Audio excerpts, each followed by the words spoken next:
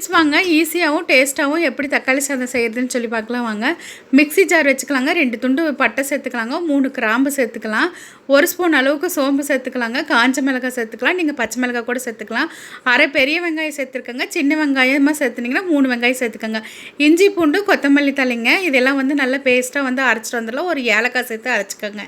Cooker வச்சுக்கலாங்க. எண்ணெய் ஊற்றிக்கலாங்க. எண்ணெய் காஞ்சதும் பட்டை வகை சேர்த்து தாளித்து விட்டுட்டு 2 பெரிய வெங்காயம் நல்லா செவந்து வந்ததுக்கப்புறம் பார்த்திங்கன்னா ஒரு 2 தக்காளி சேர்த்துக்கலாங்க. அதையும் நீல வாக்கில் கட் பண்ணி நல்லா சேர்த்து நல்லா வதக்கி விட்டுக்கலாங்க.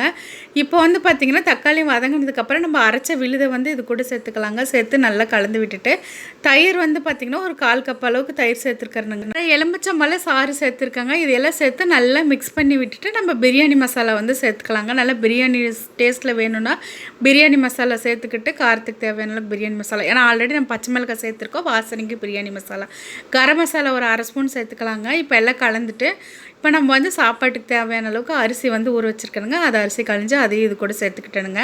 2 டம்ளர் அரிசி வந்து சேர்த்துருக்கணுங்க. சேர்த்து அதையும் நல்லா கலந்து விட்டுட்டு மஞ்சத்தூள் போட மறந்துட்டேங்க. இப்போ தான் வந்து பார்த்திங்கன்னா மஞ்சத்தூள் வந்து போடுறேங்க.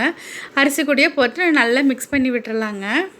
1 டம்ளருக்கு வந்து பார்த்திங்கன்னா 2 டம்ளர் அளவுக்கு வந்து தண்ணி வந்து சேர்த்துருக்குறேங்க. அரிசி வந்து பார்த்திங்கன்னா 2 டம்ளர் அரிசி சேர்த்துருக்கனால 4 டம்ளர் தண்ணி சேர்த்துக்கிட்டேனுங்க.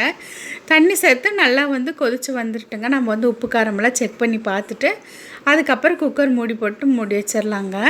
நல்லா ஒரு 4 விசில் போல் விட்டு எடுத்துக்கிறணுங்க. எங்கள் சாப்பாட்டு அரிசி 4 விசில் விட்டால் போதும். தக்காளி சாப்பாட்டுக்கு விசில் விட்டு நல்லா வெயிட்லாம் அடங்கினதுக்கப்புறம் வந்து பார்த்திங்கன்னா குக்கர் ஓப்பன் பண்ணியாச்சுங்க. இப்போ சாதத்தை நல்லா கலந்து விட்டுக்கலாங்க. இப்போ நல்லா சாதம் பார்த்திங்கன்னா நல்லா உதிரி உதிரியாக பிரியாணி மாதிரி இருக்குங்களா. இது கூட தயிர் பச்சடி வச்சு சாப்பிடும்போது இன்னும் நல்லா கூடுதல் சுவையாக இருக்குங்க. நீங்களும் வீட்டில் ஒரு முறை இது போல் ட்ரை பண்ணி பாருங்கள்.